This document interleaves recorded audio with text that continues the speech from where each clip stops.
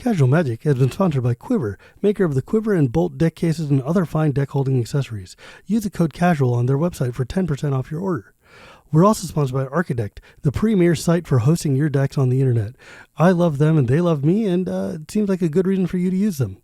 You can also support Casual Magic directly by going to our Patreon at patreon.com/ShivanB. And now, on with the show.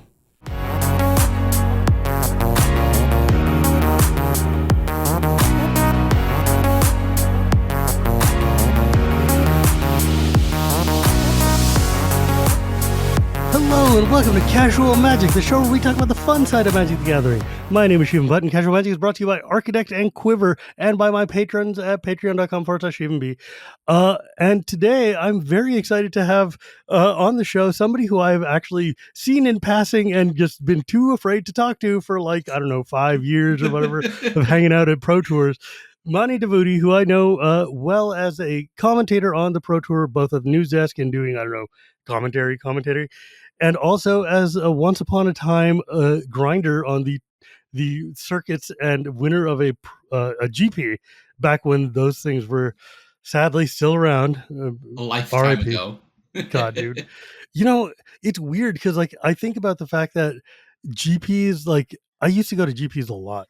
And as commander players, we would always be sitting in the food court outside because the judge would be like, sorry, there's an 8-man draft that's coming right here. I'm like, there's 300 other tables. You need this one? And it's like, yeah, your pod needs to move. But that being notwithstanding, it was the last GP ever, Reno 2019. And then the week later, the world shut down. And it was like, oh, yeah. Right. That happened. But yeah, no, I wanted to talk to you because first off, you appeared on coverage it feels like out of nowhere. One day it was just and here's our new color commentary guy. And I'm like, okay, show me your rope. And you know what you're talking about, which is something I find amusing and fascinating and very pleasing to listen to because I watch a lot of Pro Tour coverage. So I was like, oh, wow, somebody who can walk the walk, because your companions who work with you are very, very good. And it's very hard for newcomers to pop in and be able to slot in and have intelligent things to say. So I was really impressed that you were able to just find your rhythm real quick. Yeah, it did sort of happen out of nowhere. So the fact that it feels like it isn't far off from the truth. But it was definitely daunting in a way to join a team that more or less felt established already. Right. These are the people that have been doing it. I did sort of join around the same time as Corey Baumeister and Ailey Loney. So yeah. It wasn't like I was the only new face, but right. Even they had been doing it for a few months at the point when I was given my trial run on the team and was given an opportunity. So at that point, I was definitely the newest. The new guy. Yeah. It's wild because Ailey is one of my very good friends. And every now and then I think about the fact that she went from not playing Magic to commentating the Pro Tour. And I'm like, what the hell? But it turns out when you're very good at doing something, the thing doesn't matter. You can transfer those skills to basically anywhere. And she is very, very good at what she does. She really is. She has the passion for it, but she also has this almost infectious personality that makes you draws you into whatever she's doing and whatever she is passionate about. And that way, she just immediately grabs your attention. And that's a really good skill to have when you have a short time to connect to an audience, whether it's in video format or live format, whatever it may be. Yeah. So I feel like we're jumping ahead because I really want to delve into what it's like to work on a Pro Tour and have to do commentary. And I know you must have had a total delight in Amsterdam at Pro Tour Nadu, talking about Nadu on Nadu mirrors over and over again. And because I know I've talked to Rich Hagon, who for whatever reason refuses to come on my show. He's like, I have no stories to tell. I'm like, my ass, you have no stories. But the more importantly, he's like, the art of a commentator is finding a way to take garbage time and make it interesting. right? Like, and make it like take the most like generic filler, like the fact that you've seen this matchup now 48 times over the weekend. How do you make it interesting this time?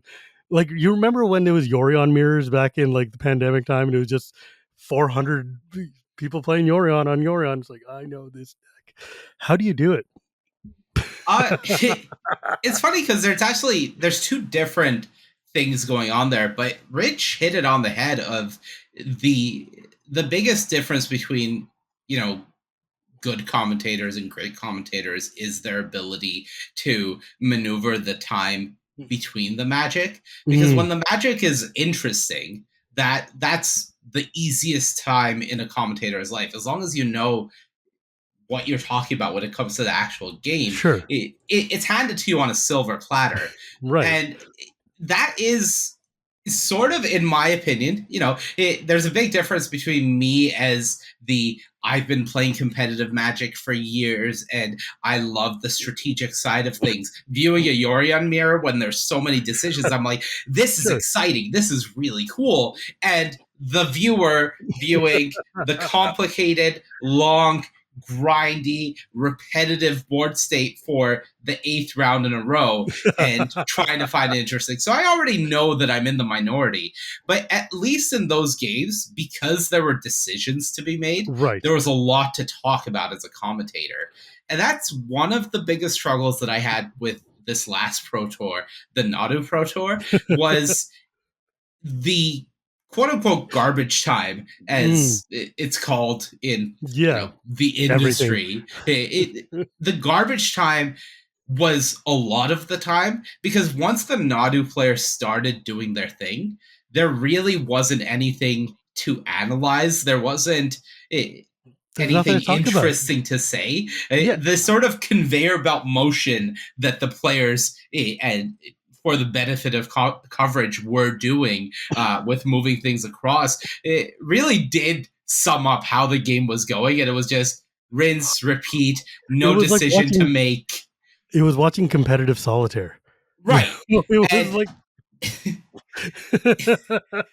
that made it the hardest event I've had to commentate oh, I in, believe. my 4 years or so of doing commentary now, just because I genuinely couldn't focus on the magic. So it was just, okay, how do we make this event still feel like the Pro Tour? How do we make it feel like it matters and it's special while also having fun with it? Because there was a decent bit more banter between Riley and I this past Yeah. weekend than I would normally want at the Pro Tour, Mm. because there was nothing else to do I mean, over the games. you were blessed to have one of the best time fillers as your partner. Like there's nobody on coverage who can like fill 10 minutes of blank airspace like Riley can.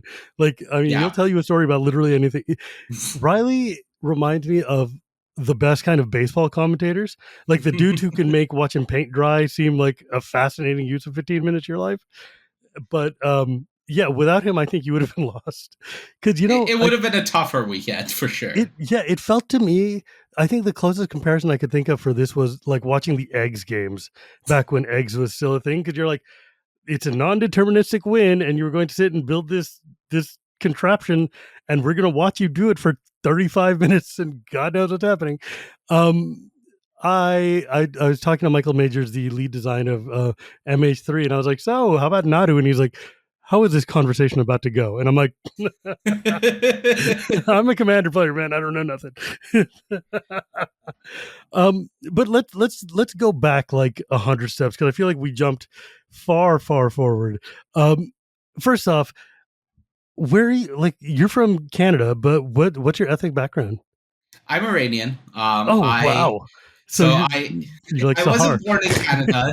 I was born in Iran. Oh, really? And then my family moved to Canada when I was 7. So it was like that just sweet spot in sort of early development, where the way I like to say it is my brain hadn't like accepted a language yet. So it Right. was overly receptive to learning English and then internalizing it. So like, So you don't have an accent. I think in English, and I think that helps me. My accent is way closer to being a Vancouver accent than anything Right. resembling an Iranian accent that then learn English. Hmm. And definitely, it does feel like Farsi is my second language rather than the other way around. I mean, I know the exact feeling. Like, I grew up born and raised in the States, but like, I grew up speaking Gujarati and Hindi and Korean before I even learned English. And so it's like, when I started learning English, it was strange to me because like my parents, they come to this country, they both speak like 5 languages. English is like seventh on that list of five. It's like, okay, well, but yeah, like there's a point where you have fluency in the old language, but it's not the I when you stub your toe, you're Right. screaming in English, right? Exactly. Exactly. Yeah, I didn't mean to like. I mean, I'm not trying to like stereotype or anything, but I'm always very happy to see another brown dude playing Magic, which we're very few and far between. It Yeah, feels like definitely sometimes, actually. less than you know I would expect to see. I'm It's a nerd never hobby. This should be like our bread and butter.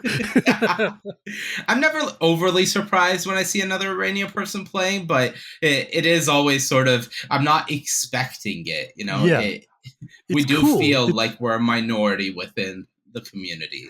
Yeah, I mean, like obviously, Sahar Mirati, the other Persian plays Magic hardcore.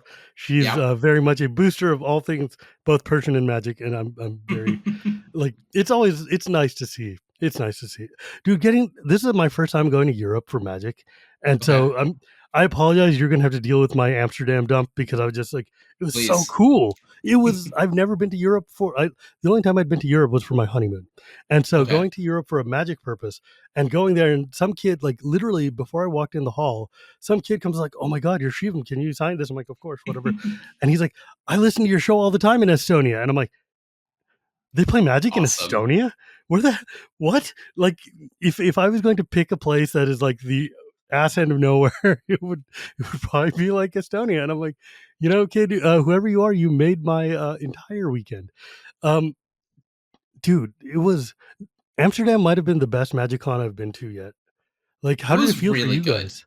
It, it's weird because for us, every con more or less feels the same. Yeah, you sit at the We're desk. yeah, we're typically, our days once the con actually begins are like 14-hour days, and we don't really have time to leave the backstage. Like, there's no going to artists. Like, maybe I'll have a round off where I can go to some vendors or whatever. But most of the time, every Magic Con is the same. Not only in the it's in a convention center, but I'm seeing the same faces surrounded Mhm. by more or less the same equipment, going from the same sort of layout green room to the same booth or the same desk and back. So I can sometimes forget that I'm in a different city from the moment I walk into the convention center until the moment I walk out. If it wasn't for whatever little quirks that city may have. So in Chicago, they serve deep dish as part of our catering. And I was like, oh Nice. yeah, I'm in Chicago. Here, there was like Fanta being served as one of the drinks in the catering. And it's like, oh yeah, we're definitely in Europe. There's Fanta. Like, we don't get that in the States. And when we do, it's not as Did good. So, like, one of the things that was different this time around, Frank Carson was up at the news desk, and did he go home every day? Because like he's local, right? Like, I mean, local-ish. I That believe he was at the hotel. Okay. He was. I don't know where in the Netherlands Frank lives, but I think it was a train ride away from it for him. Mm, So it made a lot more sense for him to be at the staff yeah. hotel with us and just have no commute, have that able to relatively sleep in.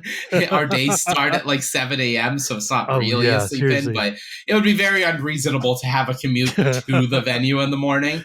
So I'm pretty sure Frank was at the staff hotel with us. I will say this: Amsterdam's venue was beautiful. It was so big. I mean, it was full every day, but it felt comfortable. It was not a miserable like weather-wise. There was even backstage when I went back to visit, like Stibbs and other friends of mine back there. It was spread out, like compared to Chicago, where you guys are like in pitch black all the time. Like one of the things I like to do at MagicCons is go and sneak backstage of the Pro Tour where I'm very much not supposed to be and hang out with like, Alias and Corey and whatever and just go chill in the green I won't tell. room. It's so dumb. But they're all used to me now, so I can get away with it even easier. But yeah, so let's I guess go backwards. So you're from Vancouver. When did you pick up Magic? So in high school, I was a Yu-Gi-Oh player, I guess in quotes, because it was usual. Like I wasn't a go to local events or anything. It was like I had cards and my friends This is had what your buddies are doing. played. Yeah, like we knew the rules because we're competitive people, we're gamers, but it wasn't a I don't have the resources, I don't have a car, it's not easy to travel to like events or whatever. Mm. So I was a Yu-Gi-Oh player, and then at some point in high school, I want to say around the 10th grade or so, uh, my entire collection got stolen. I have no idea how. It wasn't an overly valuable collection. Let's just Dude, say a few $100, but for losing your collection is it still was losing your collection. devastating. It was devastating, and I was like, okay, well, I'm not rebuilding. That's not happening. Mm-hmm, I'm done with Yu-Gi-Oh. And then through friends and friends of friends, somebody was like, you should try Magic, and then I gave it a try, and I got slowly hooked into it. I've Do you always remember been a what very set that was? competitive person. I do, Lorwyn. Um, Ah, it's a I good set to get remember into, man. Lorwyn was the first set that I opened a booster pack. Morning Tide was the first set that I went to a pre-release. Mm. So I sort of remember those benchmarks as being um, when Magic started for me. So I never knew a world before Planeswalkers, and it sort of was the first big shift of my era, was just understanding that like these cards that there's 5 of in the set did not exist anything like it beforehand. And they're very, very powerful. They were very powerful. Also, Lorwyn and Morningtide, that is a trippy time to join Magic because those sets, like cracking, I remember cracking open a booster pack of Morningtide, and you're like, there's 700 colors here. Every card's a hybrid, and they all do weird things. I have no idea what's going on. And like, I think that, like, that set is marks one of like the high points of complexity of old Magic, of just like, the cards do so many things all the time and are ever like drafting that. I can't even imagine. Like I never got to Yeah, draft that set. It just seems so weird to me. it was interesting because when I started getting in with Lorwyn and Morningtide, it was the first introduction of sort of the kindred card types, and Mm. at least in that sense, being able to have a very draft by numbers of like, Oh, okay, right, right, I can right. pick up every Kith kid, or I can pick up every card that Sure. references elves, and I Okay, can that try makes to sense. go from that. That made it really easy for me to understand drafting because at Mm. least it was a reference point. I think without that, if I was to get into a set that was all about mechanics rather than just card types, it Mm. would have been a lot more difficult. And Yeah. then by the time Shadowmoor and Eventide rolled around, and everything sort of went berserk in terms of hybrid mana, and And we've start caring turned about this classes world now that I and just fell in love with and just flipped it upside down, and everything is darker. I was already like entrenched in the rules, and I'd learned how to play the game, and it was like, okay, now I understand what's happening. This is the point where I feel comfortable, competing in F&M and going to, Grand Prix trials. And at this point, I understand what's happening. So I feel like I got into it at just the right time mm, for what I was looking for. I passed the weirdness of Time Spiral block. I never had to deal yeah. with that. And I went into it at a quote unquote simple time. Every now and then I think about the fact that somebody's first pack was a future type pack, and I'm just like, I don't know how. I mean, God Yeah. bless you for sticking around, man. But Good like luck. you open a pack and your rare's an 8-0. What do you do? I good luck. But at least Lauren and Morningtide, they had the benefit of beautiful artwork, and like you said, yes, heavy theming. So it's like, oh, okay, I'm going to take all the elves, or I'm going to take all the soldiers, or whatever, and you can at least make something work. Um, and yeah, and that led right into a weird golden age of Magic too. Like So it's a good time, I guess, if you're going to jump in. Yeah, it was really cool. It both fulfilled the need that I had for competitive outlets as Mm. somebody that enjoyed competing and liked to at least try to win. Mm. It was like, okay, this is a new competitive outlet that I can suck at, but eventually over time not suck at, or at least suck less at, right? So that was, it was cool to have that, and it was also, you know, as is the all too common story, it was a nice escape from school, which I wasn't enjoying that much, and just Mhm. it was something to do in a new community with new people, eventually meeting new friends, Yeah. that allowed me to forget about whatever other depressions may have been in my life and other aspects of it. That's the one truth about Magic is that no matter what era you live in, you can walk up to somebody, and if they've got a 60 card deck and you've got a 60 card deck, you can at least make a friend, right? Like there's it's very easy for Magic to, like, I think I even learned this in Amsterdam as well. It's like I can sit down at a table with people and we have no shared language. We can still jam and we can still relax and laugh together, and it's great. Um, it was very hard to do when I lived in Japan though, because like Japanese Magic slang is very different than normal Japanese, and I was like, I have no idea what's going on I anymore. can Sorry. imagine. Oh yeah, it was trippy because first off, they're already confused as to why I was there in the first place, and then what I'm doing playing Magic with them. Japan. I lived there for a year. It was wild. Um, Sounds great. is it? It's a place that exists on this planet. I loved it. They did not love me back, but Fair enough. but it's playing Magic with Japanese. I remember the first event I came back to was Worlds 2010 or World Okay. 2011, which was in Innistrad in San Francisco because I lived here, and I was unemployed at the time because and so I'm like, okay, I'm just gonna go visit the Worlds. It's right here. The tournament's there. And you know who's playing at Worlds on a Wednesday? It's like I was like, oh, there's $5 drafts. Great. I've never drafted before. I'll do that. It'll be awesome. And I sit down and I'm like sitting down with Team Finland. And it's like, like Yeah. halfway through one of my drafts, like Shuhei Nakamura is like, I'm sorry, I gotta go get my Hall of Fame ring. And I'm like, right, that. That's the thing. Yeah. Yeah. Turns out they're way better than I was. I went to college with LSV, so that was playing Magic in college was it was different. He's a lot better than I am. Yeah, that makes sense. He's a lot better um, than most people. yeah, dude. It's okay. So I'm sorry. I've got like weird medicine fog head, so I'm currently in my full ADHD. Just like I have thoughts, and I'm going to share with you, um, Go for it. dude. If not for podcasting, I would be talking to trees on the street. I swear to God. So, um, I remember I was talking to Hayu, and she was telling me that you had a large part in getting like tournaments and stuff set up in Vancouver area. Is that true? Kind of. So back in 2019, I mean, the Vancouver Magic scene has Yeah, there's a huge always scene been there. incredible. So I dove headfirst in 2008 when I started Mm. playing. Did But you in ever go play with 2019, the dudes in Victoria? I did. I did. We actually we had a uh, there was a convention in Victoria for a few years called Godicon.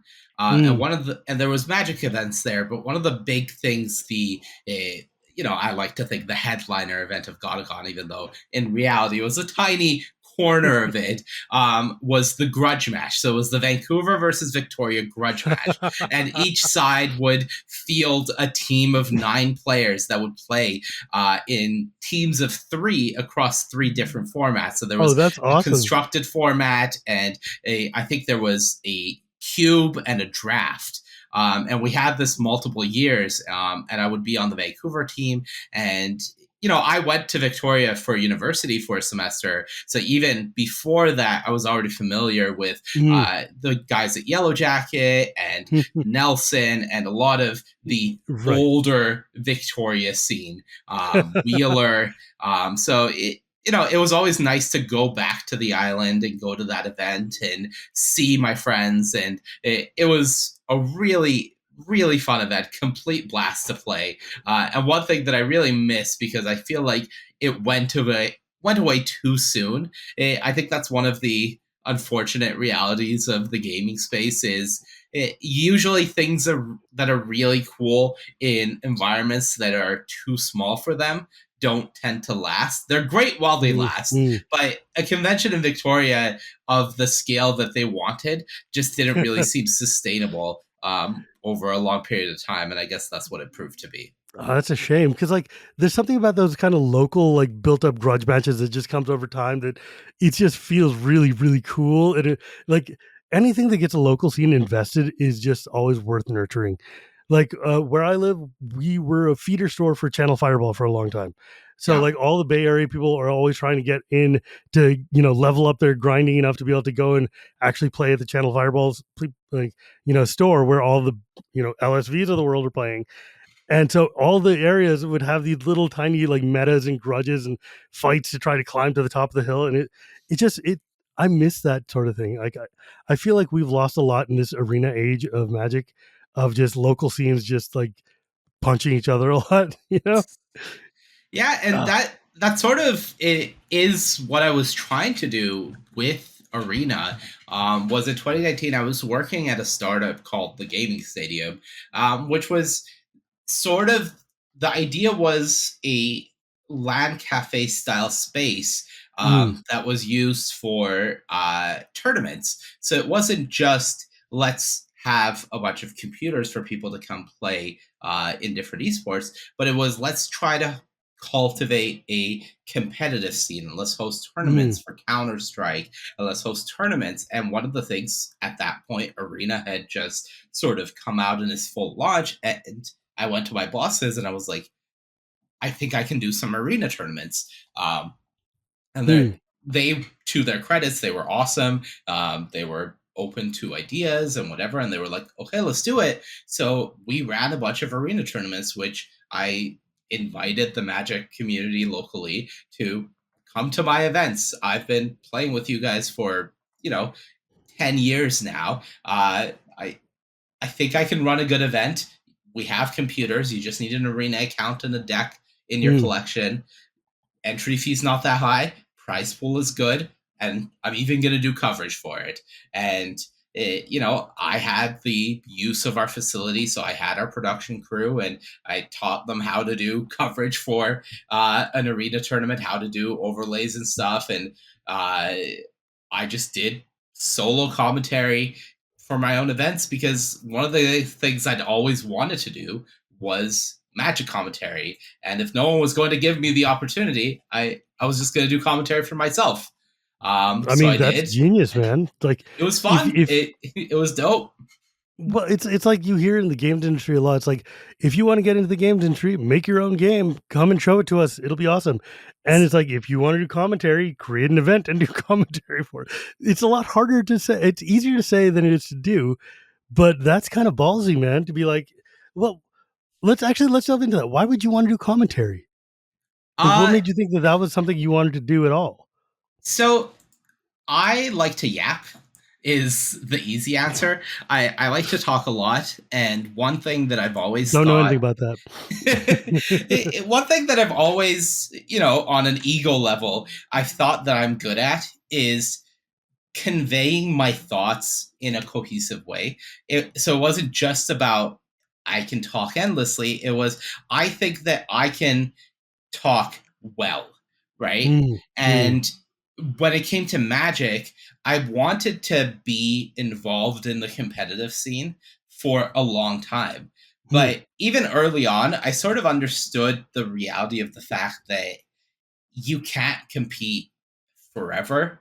It's time consuming, it's unreliable, it isn't for most people financially viable. So it just trying to compete to stay in the Magic community isn't viable. But mm, I've made a large portion of my friends in this community. The people that I right. like to see are in this community, and I love the game, and I'm decent at the game, and I'm decent at talking. So it seemed like to me at the young age of 20 or 21 or whatever I was. Before you know any better. Yeah, I saw people, I saw Pro Tour coverage, and I was like, I think I can do that one day.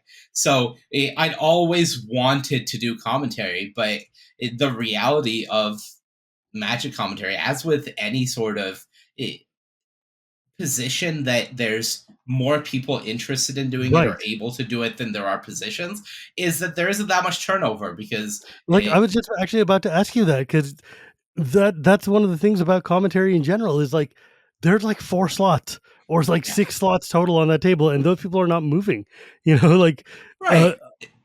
And you can't blame the company because as an employer, you want to work with people that you can rely on. You want to work with right, people that you can build relationships with, you can build trust with, and with cultivate proven a entities. mastery of, right? If they are continually given the opportunity to do it, they will get better at it and they will build up the skills. Whereas if you're constantly cycling between three different teams of people, for example, that's going to result in a much slower growth of skill because between shifts, those skills are going to go Mhm, uncultivated. mhm. And the other side is, as a caster, once you're in that space, you want to do it as much as possible because it's cool, it's fun, it's awesome. Right? So the nature of commentary as a whole, and this isn't just about Magic. If you think of network television and news anchors, you see the same people on your broadcast for years 30 on years. end because there's so few roles and you want to have people in the seats. So that is the reality of it. And it's unfortunate because it doesn't create the healthiest environment in terms of uh, cultivating new talent. There isn't the Mm. opportunities. It's better when there's third party tournaments and smaller scenes that can allow people to have To, like, practice, opportunities. right? Yeah, one of the great things right now is tournament series like the Mox, the Magic Online Championship Series, as well as the Arena Championships. They have more of a Yes. diverse cast of commentators, whether it is utilizing Wizard staff or people that Right. are players but haven't had the opportunity to cast. There is the opportunity for casters Yeah. to get those reps in without being dependent on the Pro Tour. Yeah, like folks like Hayu or like Arya Karamchandani from Wati, or like I don't know. There's a whole host of. I think what you mentioned there is very important. That, like, when SCG used to have their coverage, they would have obviously Cedric and Patrick Sullivan doing their main thing, but then they would have like almost farm teams of like groups of other people like Ryan Overstreet or Emma or any number of these other people who would be doing almost like farm team versions of coverage, practicing in the AAA leagues and going up and up and up into the ranks. And it's important to be able to give people a pathway in, just not only to have like more voices, but also to just have depth at your bench, right? Like, Yeah. if Marshall's sick, who is going to take over for Marshall, right? Like, back in the day when it was just like, it's like Randy Bueller and BDM, or like, Sheldon or whatever. One of those guys is out, then Hagon is sitting in the chair doing commentary all weekend. And it's weird. It's like, that's one of the things about the fact that we have so few events that have commentary. It is hard to see where people can go. Like, I think that's what makes, like, the fact that Corey Baumeister was able to actually make it into Pro Tour tier coverage within the past year or so feels like almost an unusual development, given the nature of how, like, ossified it, not ossified, that's negative, but more like how it's just structured and set it seems. Yeah, I think Corey is very much in the same position as me, where Mm. at a time where the pandemic sort of turned everything on its head and created turmoil in the whole world, there were opportunities, and he was lucky enough to have the skills and know people that. That's what I always say is sort of the key in anything that involves a small, like, availability of positions, is ultimately you have to know somebody in order to at least be in the consideration. And then once Right. you're in the consideration and once you given the opportunity, it's on you to capitalize. But the Right. first step requires getting some amount of lucky of knowing the right person at the right time and then being given that chance. I So got how did you do it lucky. then? Who was the For person you me, it knew? was Martin Juza. Oh, I messaged Martin because during the pandemic, Channel Fireball was doing the Grand Prix at home or whatever they were calling it. I got to And do commentary on that. That's how desperate they were.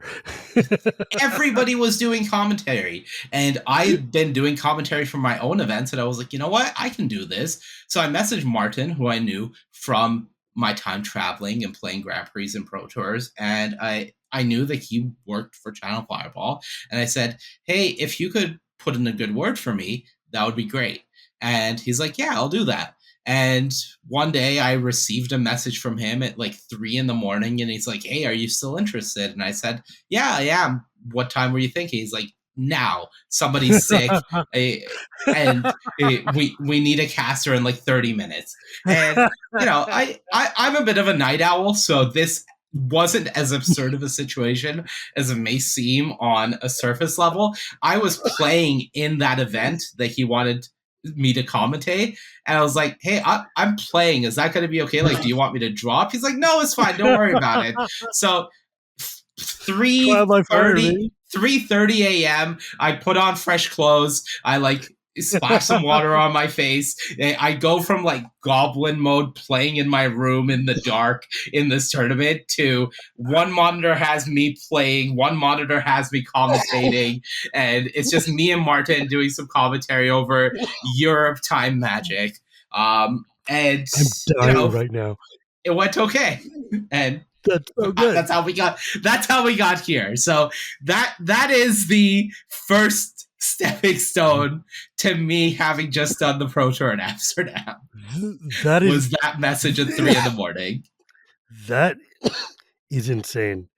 Yeah. That is insane. But it's almost as weird as like when they paired up freaking Huey with Tappy Toe Claws, and Huey's just like, what the hell is going on? It's 4 a.m. and I'm dealing with this weird vulture just on my shoulder.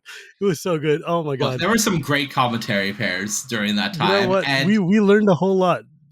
when I say I got lucky, I genuinely mean it, because imagine if that night I had fallen asleep early.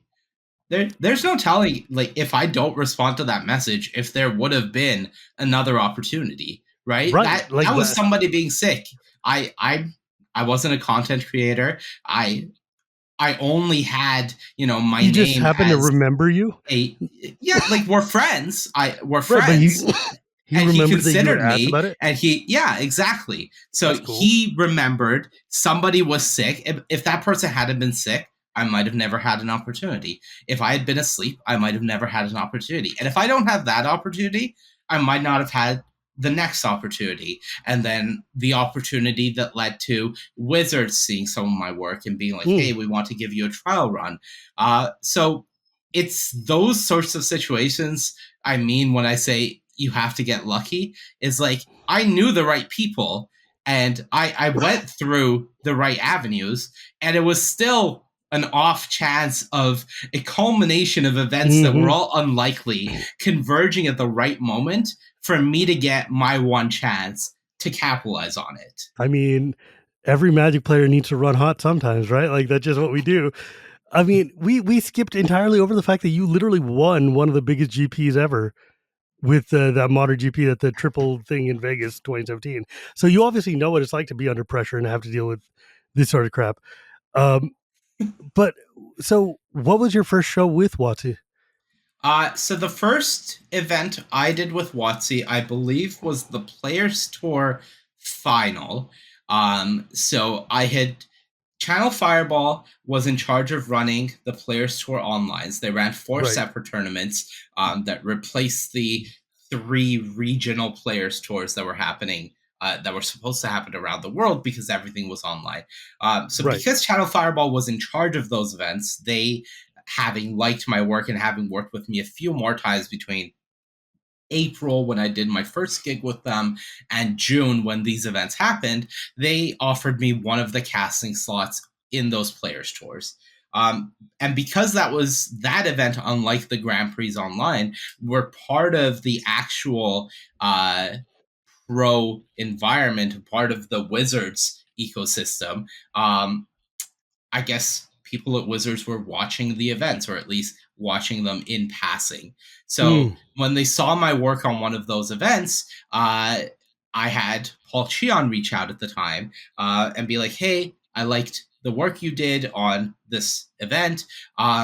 We'd like to do a trial run of you for the Pro Tour." So they gave mm, me the Players Tour Finals, and what the trial run involved was essentially I worked the weekend, but I only had one round each day where I actually did commentary. The rest of the time, I was just watching the behind the mm, scenes of how things worked and sitting in on the team meetings. And mm. I was part of the casting team for all intents and But it purposes. was like an But apprenticeship. yeah, I only had one round actually on camera to do my thing. The rest of the time, I was just supposed to watch and learn and be part of the team. Mm, And then that went well. And the next event after that was the grand finals, which was the equivalent of the world championship that year because there wasn't a world championship that right. year. And I didn't work that event. And, there was a part of me that had the anxiety of, did I mess up? Did I blow my shot Right. at that one opportunity, and did I not capitalize? And then that ended the year. And the first event of the next year was the Zendikar Championship, the Zendikar Rising Championship, to which I got asked to do commentary. And from then on, I was, uh, for lack of a better term, part of the official commentary team. And I've done Mm. commentary for every event except for one since then. That's pretty rad. Like that, I It mean, was that's a pretty very great. hard. I mean, you're in pretty august company, man. Like that's a very, really, really good crew of people to work with. I mean, Maria is a friggin' Emmy Award winner. She is like, 10 honestly, Emmys. I it's insane. Like I'll be honest right now, Maria may be the best person who could have possibly they could have hosting the show. Like she is so good at that. So good. Yeah. And so what is your role at the Pro Tour? Are you the color commentary or are you the play by play? So I vary in my roles between the desk expert and the color commentary. I've not done play by play for the Pro Tour before. I have done some play by play work for regional championships in the US, where I felt like I could paired with another person who was also typically a color commentator, I felt like I could transition into the play-by-play role better. So I have had some of that experience under my belt. I also do a little bit of behind-the-scenes production on some of the segments Mm, for the Pro Tour, but for the most part, I do on-air commentary that is the expert seat, whether it's at the right. desk or in the booth. I actually want to follow up on that because I've been really curious about that because I've talked to a lot of folks who do the actual like, the commentary in the booth during the game, but the desk feels a little opaque to me in that like we don't really get an understanding of what it's like and what you guys are doing there. Like, can you kind of walk us through what your day is like doing the desk side of things? Like, is it basically do you like set up before the matches and like have lists of all the deck lists and then try to figure out what the story is going to be, or Uh, how does that go? Sort of. The desk is eh, the chance for the broadcast to reset Mm, after a round, right? The idea of the desk is to create in the mind of the viewer that when you see the desk, you know that what is coming next is a new round of Magic. You mm, never see the desk while you're in between matches of the same round of Magic. So each time you're coming back to the desk, we're helping you do a reset. We're shutting off the previous round. We're bringing you the stories of that round. We're bringing you the standings, whatever it may be, some content pieces to uh, do a light break from nonstop Magic, because mm, ultimately there is a limit to how much magic people can handle in a row. You know, the new state of the Pro Tour and the way we do it, there's a lot of magic. We show multiple rounds, Yeah. breaks are cut to a minimum, there's editing And done even thanks to then, the there's still people in delay. chat who are like, "Oh man, the breaks are so long." I'm like, "These guys need to pee. Let them go. It's Look, fine." at some point you can't please everyone, right? But essentially, right now we have as much magic as humanly possible being Yeah, shown on a seriously. Pro Tour broadcast. And in between that, when we have to do the caster switch up, when we have to load up the graphics, when we have to load in everything and make sure that the next round is set up in a proper way, the desk is the reset.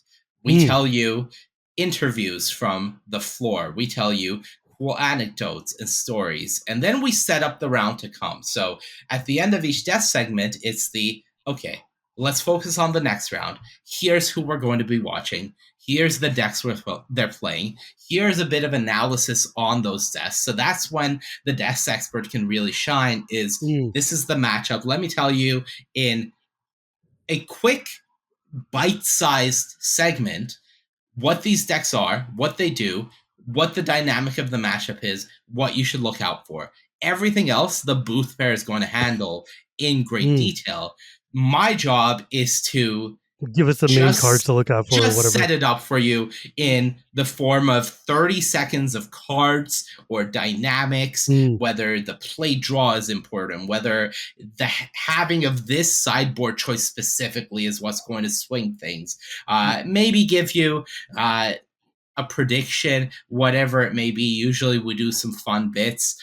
One of my all-time favorites, Mani versus the Machine, was a developing story over the course of about a year of events where we got a little more ridiculous with it each time, and it was an absolute delight. Anybody who missed that, go back and watch some of those pro tours, like around Phyrexia time when I was being completed.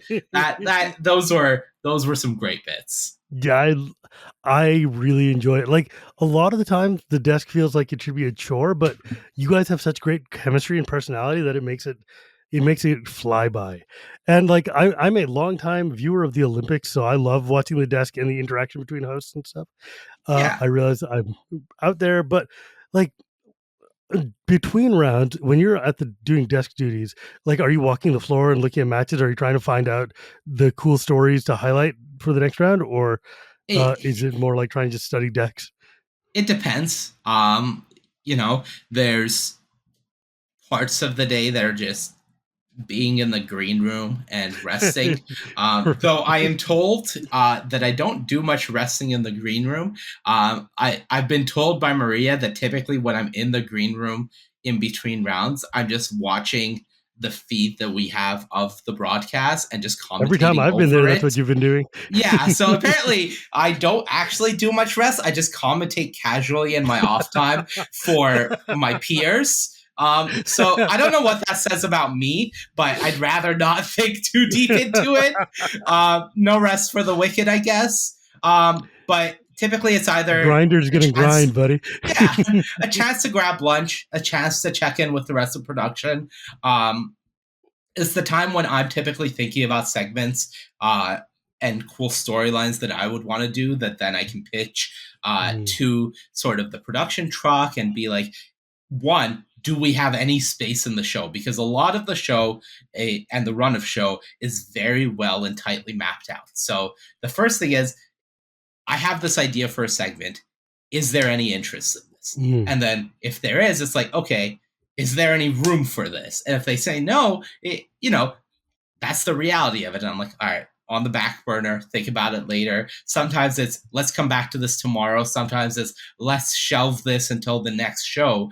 But it is always an idea of like, how can we make this happen potentially if it is a good segment? And then I'm always thinking about that and sort of workshopping that. Sometimes it's walking the floor, saying hi to my friends, checking up on people's progress, trying to pick up cool storylines that we may talk about. A lot of times, fortunately, being part of the community, the storylines do come to me. I get Discord messages or Twitter DMs of like, hey, this just happened, or this You should is check out the weirdo deck yeah, on like table yeah, 29. this is an anecdote from our testing. This is a deck I just lost to that you should check out.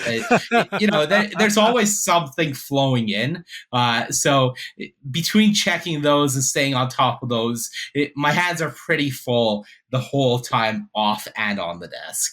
Yeah, because like I can usually tell when I walk back there whether you guys are relaxed or it's very, Yeah. like because like you can see when Alice's face is just like she's got the smile just pasted on. I'm like, okay, I'll come back to you in an hour because you're not here right now. Or it's funny because like one of the things that we as people who have faces in this community know, when you're on, you have to be a certain level of exuberance, a certain level of like welcoming and stuff. And then when you're backstage is when you can finally just, turn it off for a minute and just recharge and relax because you're amongst your peers. And when I go back there and like, I go and I say hi to Megan and Maria or whatever, they turn around and immediately they've got the, oh, it's you. It's like you see the kind of like arc of the rainbow of them going into like, I have to meet somebody who is maybe potentially a stranger that I have to have an interaction with. And that's like, oh no, it's just a dude I know. Okay, I can just chill again. And that's why I just really enjoy watching that dichotomy between you guys going on stage and then coming back off and just being like, it's so cool. Yeah, it is very much a time to relax because, as you said, on camera, it's a version of yourself, but it is Right. still a version. It is an on-air, more energetic, more dynamic, more charismatic version because you have to make the show exciting and People got interesting. to And watch. Think it, about it. I mean, do you ever that's the sit and think about the fact that business. like millions of people are staring at your face for hours? I try not to. That's the reality. Is I don't know. I was a theater kid in high school, Of so course you were. I had the like very small condensed experience of being on stage, and I never had the stage fright. But even so, like thinking about the reality of like between stream views and VODs and clips and tweets and whatever, however many people have seen me talk on end endlessly about nonsense or whatever, or Right? do a bit, or I just try not to think about it. There was a guy I met there who said, I'm a long haul trucker from Turkey to Paris, and I listen to your shows on the way back and forth to practice my English. And I'm like, you have listened to my voice more than my wife does. And I'm like, I'm not sure what I think about that, but I appreciate you sharing the time with me. Also, I was just like, that's, bro, that I cannot be the best possible thing to listen to. But hey, Oh it's my gracious flattering. me. It's amazing. It's amazing. Like the I don't know if you saw this on Twitter, but one of the coolest things in the world happened to me at this show.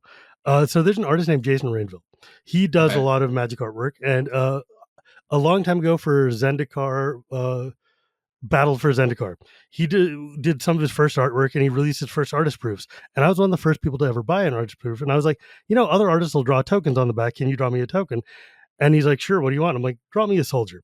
And he read the email and he's like, draw me a soldier. So he went to Twitter, found pictures of me, and drew me as a 16th century Mughal soldier, which is like, first off, the sickest thing I've ever seen in my life. That's And he's awesome. like, I don't know, it's like $1. I'm like, you're an idiot. This is not $1. Stop that. And so like I got to meet him in Amsterdam for the first time because he was at the show. It's like the first magic show he's ever done. And I go up to him, Right. I'm like, remember this picture you did for me? It's the greatest thing ever. He's like, I hate that picture. I'm like, what the hell? This is the greatest thing I own. How could you possibly say that? And he's like, yeah, man, all I see is like you post it all the time and you tag me and I just see all the errors and crap I made and it looks like garbage. I'm like, what the hell is wrong with you? So I drew you another one. And I was like, I beg your pardon? And hang on, let me show you something. This is for all y'all at YouTube back home. So this is the original picture he did for me. I know it's a little hard to see with the glare, but you can get the It's idea. still See, look, it looks like fantastic. meat. It's insane. It's Yeah. completely insane. It's a soldier. This is what he gave me. A brand new soldier of my face now in a friggin' frame that he bought. That's awesome. I am flabbergasted. Like, I don't know what to do with this information. I That's just what it's talk all into a about. pipe. Isn't that the coolest thing ever? It's pretty dope. Yeah. Um, but dude, I really do just enjoy listening to you. I think you've matured really well into this role. Like when you first started, you were definitely shaky, and I was like, "Who the hell is this new guy? I'm not sure I like him." But I think, well, I mean, that's change is hard, right? And that's very fair. I do not blame anyone for having that reaction. I was a Pro Tour watcher for a long time. I saw a ton of faces come and go, and Mhm. that was my Some are better reaction than as others. well. Yeah, but it's just like I think that over time, the team you and the team you have right now have kind of gelled into a really nice chemistry. There's a really good flow, and it feels comforting to listen to. It's like when Peace Holly and Tedrick were at their peak, and you'd be on a Sunday afternoon listening to Legacy on your phone and whatever, and it just relaxed and felt chill. You guys have got a rhythm now that is so good that I just really enjoy listening to you at shows. And so it's great to watch, and I really appreciate it. And I think you're doing a great job, man. Like, I appreciate that. It's honestly, it is a luxury um, to be able to work with people that are so good at what they mm, do. Because from the very first show that I did with the Wizards team to every show that I've done since and up to the one now, it has always felt like I'm sort of I'm operating with a very wide net behind me that if I even falter in the slightest bit, there's something there to catch me. right? And in that way, it never feels like there's anything to be nervous about because everybody is so good at what they do and they're so good at supporting each other and setting each other up to do what we do so well that it just doesn't feel like it's tough. It Mm, feels easy to do because you have the luxury of working with some of the best to ever do it who are incredible in their roles. right. And in that way, I just love the team that we have because Yeah. they really are all so fantastic at what they do. And you get to talk about magic. That's the most fun thing in the world. Like, what else could I go like wrong? it. I don't know. What has been your favorite show to do, Ooh, I or your favorite really format to cover? I really enjoyed what we did for Seattle a few months ago back in April. Uh, it was standard. The format was really good. And in that event, I felt like I got to cast some of the best matches of Magic that I've ever seen. So that one was a really special one. The other one that I'll sort of never forget is Yuta Hashi's win for World Yeah, Championship yatta! 27, I want to say. The amount of emotions that Oh my went god. through that World Championship were just incredible. So it really did uh, feel special that year. And being a part of that event was the first time that I was like, man, I'm part of Magic history right now. Like this is one of those moments that's going to be remembered, and being there was really cool. That moment specifically made me so happy, just because of the fact that Magic players are so restrained and reserved all the time. Even like I remember when Reed Duke wins his and he's casually sideboarding his deck or de-sideboarding his deck because he doesn't know what to do with the emotions of having won the Pro Tour. And I'm like, bro, at least Yuta knows how to appreciate this flood of emotions going through. I'm like, come on, man, you won, celebrate, it's awesome. That's why I love watching Simon Nielsen play. He's happy and he's smiling when he's winning or losing. The fact that he won the PT and went to play a Commander game immediately afterwards. I'm like, you're crazy, and I love you. It's so That's the good. Simon way. It's so good. So, on a more somber note, did you get to say hi to Kai? I did. I got to say hi to Kai. I was given a stroopwafel from Kai. Um, it was really good to see him. It was a beautiful sort of tribute, and knowing the trophy got renamed for him was absolutely fantastic. Uh, I started playing Magic after sort of Kai's era, so I never I was never familiar with Huh. watching his dominance in real time. Sure. Um, but when the when I was first really getting into commentary, I connected with the guys on Team Channel Fireball and asked if I could observe their testing. It's something Mm, that I do for all of the shows. Is I work with a team, I help them test, I watch their testing and sort of try to contribute as much as I can, but mostly I'm just there to learn. So when I go into the Pro Tour, I don't look like a complete idiot. It's right. coming from some place of knowledge. And Kai and everybody on Team Child Firewall were very, very cooperative and accepting of me. And Kai was just the nicest guy. And that was my first source of bits of firsthand experience with Kai. I played Magic against him. We'd done team drafts You got to before, play with but him? I Oh, had I'm so played with jealous. Kai in the past. I think we did a team draft at Pro Tour Magic Origins back in 2015, but this was the first time that I'd interacted with Kai, the Mm, person, not just Kai, the Magic player. And it was really awesome. So seeing him in Amsterdam again after having seen him in Barcelona the year before was really nice. However, yeah. somber the Th- the I circumstances so were. so I started playing in '94. So I'm 1 year younger than Kai. So I've seen his entire career go, and like he's like in my opinion one of my favorite players to watch of all time. And like I'm a very outgoing, charismatic person. I will talk to anybody about anything except Kai. Kai terrifies me. I'm just like, this guy is like, could you see his face every time, like the picture that they would have next to the article of like Kai Budo wins his 38th Pro Tour, and you're like, this dude just staring at you, and I'm like, oh my god, he's going to terror me through the page. You know, it's like, He's just a but guy. then, like, yeah, I like. James from Humans of Magic dragged me up to meet him, and I'm just like a little teen girl going to meet BTS. I'm like, oh my god, Kai, you're my favorite player. I embarrassed myself thoroughly, thoroughly, and he laughed so hard at this old man just kind of quivering. He's a it, delightful human oh being. yeah, dude. Really, just I one of the opened his kindest. card from the unknown event because Gavin Verhey made a card for Kai, and he didn't know that. So I went over and I showed him. He's like, it's called like the Great Juggernaut, and he was like, man, this is Oh, way better than the old awesome. Juggernauts. I'm like, well, no kidding, buddy. And then I said, maybe the dumbest thing I've ever said in my life. Oh, well, do you want this? It's like, yeah. And he's like, well, I'm not really collecting cards much these days. And I'm like, oh my god, oh my god. And he had this twinkle in his eye, and I was like, I just got owned and also mortified. Once. Yeah, that's fair. Oh my god. So have you? So this is going to be a weird question, a weird bit of transition, but it's something I think about periodically. Is like, have you run into any challenges being a Persian dude playing Magic and trying to do all this commentary stuff? No, I don't know. You know, I've never really thought Thought about about it? it too much. It's the Yeah. type of thing that I, because I grew up in Canada, I really, You think of I yourself as ident- Canadian?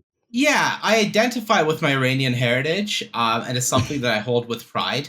But I see myself as Canadian Iranian, not Iranian Canadian, if that makes Sure, of sense. course, of Like course. I'm Canadian first, and it just never really came up. Like, there's the mispronunciation of my name, and I got used to it as I grew up. So after a certain point, I just stopped correcting people, and I'm just like, whatever, it's fine. I am who I am.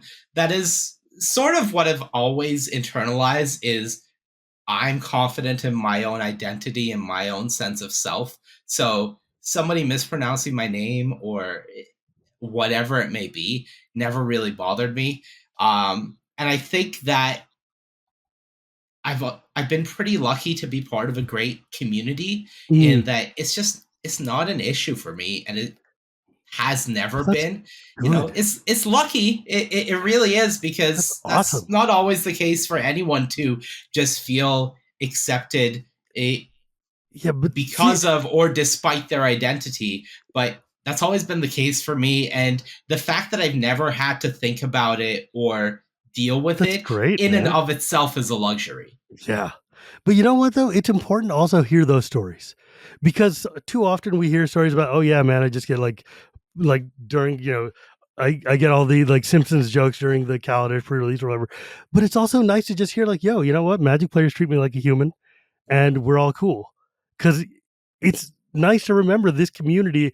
Like, I think that was the coolest thing about Amsterdam, was that nobody looked at me sideways once. Nobody thought twice. Nobody cared. Everybody was just very happy to be there, very excited to see me, or just even if they didn't know me, they were just like, "Yay, Magic players!" It's like it's Magic cons have renewed my sense of community and my sense of like belonging to this community in a way that online discourse has a way of uh exacerbating in the other direction. You know what I'm saying? Yeah. Like I think it also helps that I'm not on social media. I use it I like wouldn't know what that's like. I use it to the bare minimum just because I can't handle that level of negativity, and I do think that it's just too toxic and Mhm. unhealthy, I think. So I've made an active effort to, as much That's as I can outside of a professional sense, I just don't use it. that is so It smart. it I am is a not that smart. luxury. Again, it is a luxury to have because I know that depending on what you do as a profession, you have to use social media to various degrees, and there's Mhm. no avoiding it. Mhm. But for me, I get to avoid it to a decent degree, and it's exactly how I like it, because just coming face to It's face with that negativity at that extreme of a level that frequently, just no good for the mental for me. I'm a bit of a glutton for punishment, it feels like sometimes, because like my fellow members of the rules committee and commander advisory group like to call me the tank of the RC, which is Oh I go no. there and draw the fire. Not just Aim it all at me. Aim it, oh, man. not at anyone else. Just all at me. Bring it all this way. All this. This guy. This guy's your target.